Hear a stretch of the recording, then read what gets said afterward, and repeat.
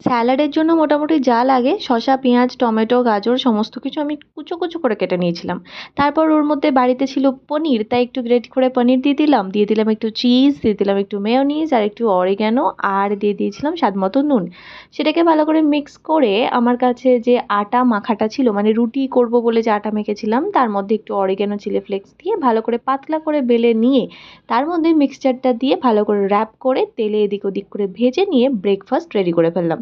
সামনেরটা থেকে ভয় পাওয়ার কিছু নেই, কালকে দুটো পরোটা ছিল তাই তার মাঝখানে ওই মিক্সচারটা একটু দিয়ে দিয়েছিলাম কারণ ওটা বেঁচে গেছিলো। খেতে বেশ ভালো হয়েছিল, মানে দুর্দান্তই হয়েছিল। এখন বাকিটা তো যারা আবার করে খাবে আমার ভিডিও দেখে তারা বলতে পারবে। আমি তো আমার রান্নার প্রশংসা করবোই, তাই না?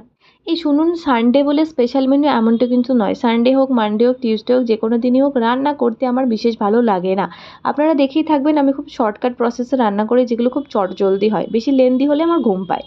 আজকে সানডে, বাড়িতে এসেছিল চিংড়ি মাছ আর রুই মাছের ডিম।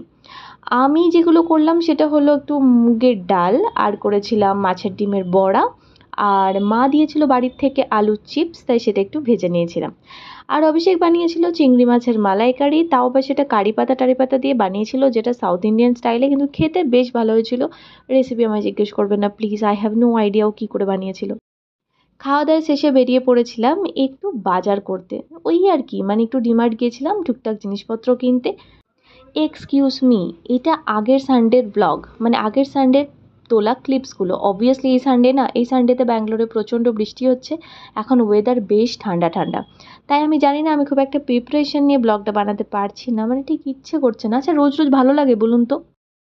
যাকগে, পৌঁছে গেছিলাম ডি-মার্টে। সেখানে গিয়ে বেশ জিনিসপত্র অনেক কিছু কিনেছিলাম। ১ সপ্তাহ হয়ে গেছে, ঠিক মনে নেই কী, কী কিনেছিলাম। আচ্ছা, এটা যেটা বুঝতে পারছি, লিফটে করে নিচে নামলাম, তারপর অন্ধকার হয়ে গেছে, বাড়ি চলে এলাম। যাচ্ছে তাই ব্লগটা বানাচ্ছি আজকে আমি। বাড়ি এসে খেয়েছিলাম আইসক্রিম। ইয়েস, এটা আমার খুব ভালো মনে পড়েছে। এই কুলফিটা দারুণ খেতে ছিল। রাতে খাবার অর্ডার করে দিয়েছিলাম। মোটেও রান্না করিনি। এগুলো একটা ধোসার প্রিপারেশন ছিল, ছিল লাচ্ছা পরাটা, আরও অনেক কিছু ছিল যেগুলো আমি এত কিছু খেতেই পারিনি। চলুন এই সানডের বৃষ্টিটা একটু এনজয় করি, আবার পরে আসছি ব্লগ নিয়ে। টাটা।